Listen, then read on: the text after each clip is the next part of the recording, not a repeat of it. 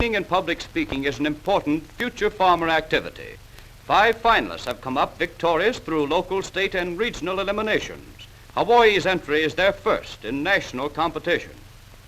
And here's the winner, 18-year-old Jack Gunning of Oshkosh, Wisconsin. Competition is always keen, and evidently the crowd is enjoying this year's event. There is pride and interest glowing on the faces of the staunch supporters, which indicates true admiration for developed ability. That may be only a scrap of paper, but to Jack Gunning it's the first prize check for $250, which he's receiving from Treasurer Grosclose. We are now in the arena of the American Royal Livestock Show, where the National Vocational Agriculture Stock Judging Contests are in progress. The contestants, many of whom are FFA members, are giving attention to classes in sheep. The boys try their hand at judging dairy cattle. The contestants are working in squads under leaders. Every individual is on his own when he steps into the ring, and his judging card tells the story. Would you look at the Angus and Herefords? The pick of the show. But it takes a practiced eye to spot essential differences in such animals, weigh and evaluate the points that count, and to reach a sound decision.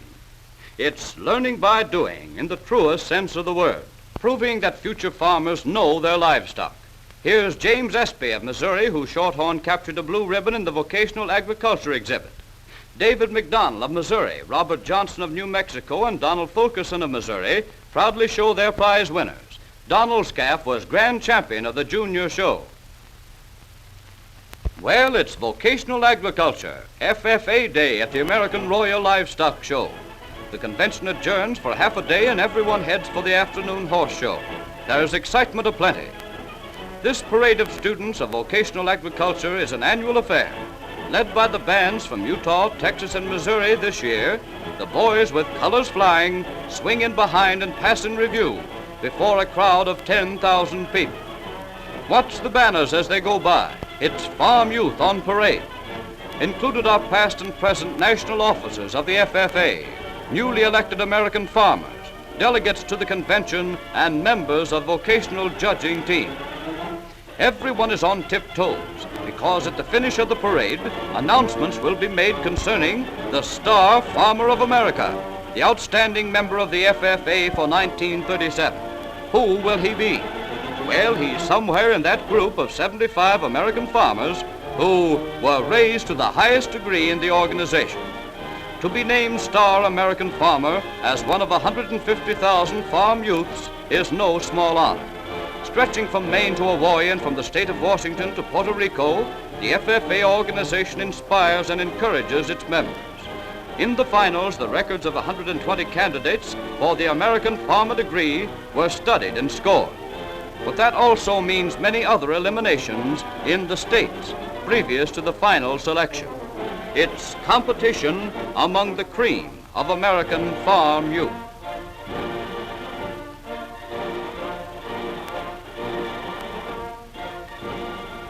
Dr. J.C. Wright, Assistant Commissioner for Vocational Education, explains how star farmers are selected.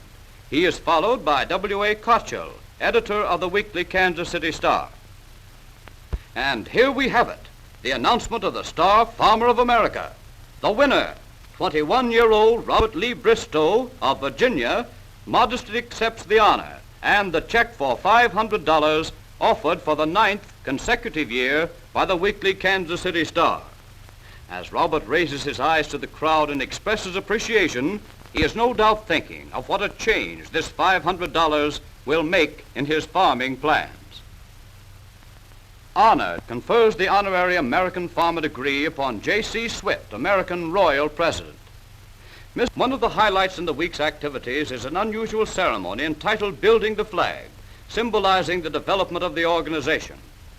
A representative from Virginia, the first chartered association, places the first star, followed in turn by other representatives of states in the order in which they were chartered.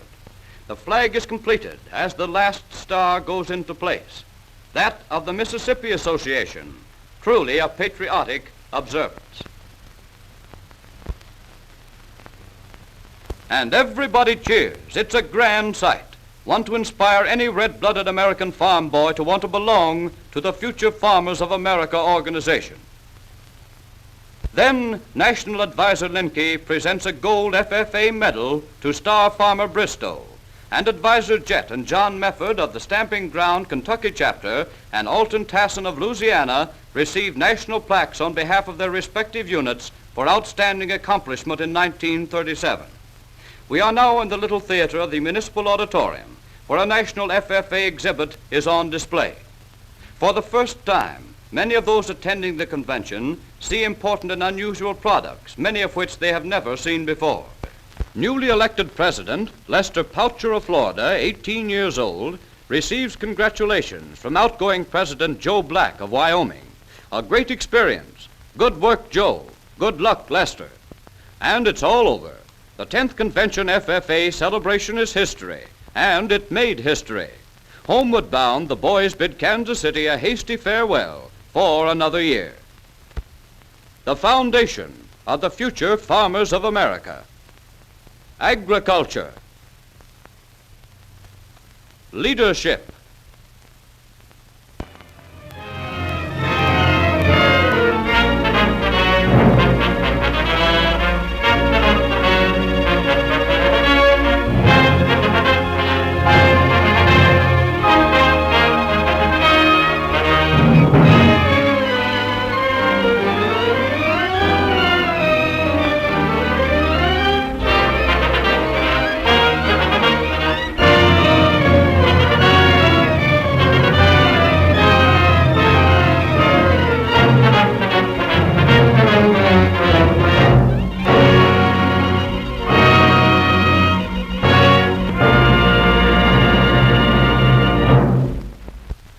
Here they come, 8,000 strong.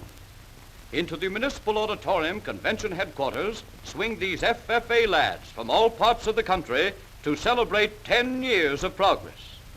Stepping into the grand foyer, we find boys from north, south, east, and west rubbing shoulders with one another at the registration booth. Some of these lads are official delegates, others are livestock judges, and still others are just visiting members who have come thousands of miles to participate in this nationwide celebration of their own organization. Well, well, everyone gets programs, badges, tickets to special events, and room assignments, if not already provided for. Just take a look at those snappy jackets with the organization emblem on the back. Certainly no chance of getting lost, and a sure means of identification anywhere. Let's step inside the convention hall. We're not cramped for room here. This arena holds 15,000 people. Delegates from 47 states in the territory of Hawaii are seated under the state standards. National officers are at their stations, each bearing its own significant symbol. Future leaders of a nation are getting unusual and varied experiences in conducting, under adult guidance, the affairs of this Future Farmers of America organization. Their problems are on the youth level, and they are attempting to solve as many of them as possible for themselves. See the expressions on their faces as they listen to the keynote address by President Joe Black of Wyoming. Mayor Bryce B. Smith extends a hearty welcome and leaves the keys to the city. Crowds, crowds everywhere, and the enthusiasm of youth, which is always contagious. A few years ago, it was unheard of for farm boys to travel halfway across the continent in groups, much less to have their own organization and finance its activities from their own pockets, which teaches them self-reliance and initiative. Little wonder they do things in a business-like manner. The radio carried a graphic account of convention progress. Here we see W.E. Dripp's agricultural director of the National Broadcasting Company introducing Joe Black in one of a series of National Farm and Home Hour broadcasts direct from the floor of the convention. Did someone...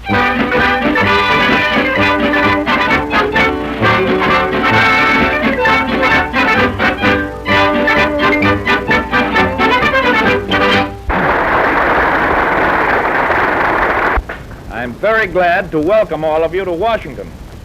Even if you never make a great deal of money, at the same time, the odds are 1,000 to 1 the other way that you'll never starve. The odds are 1,000 to 1 that you'll always have a roof over your heads, that you'll have good educational facilities for your families.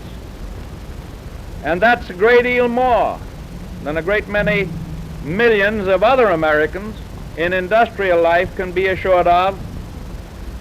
You're doing a fine job. Go back to your own home states and home counties and home towns and keep up the good work.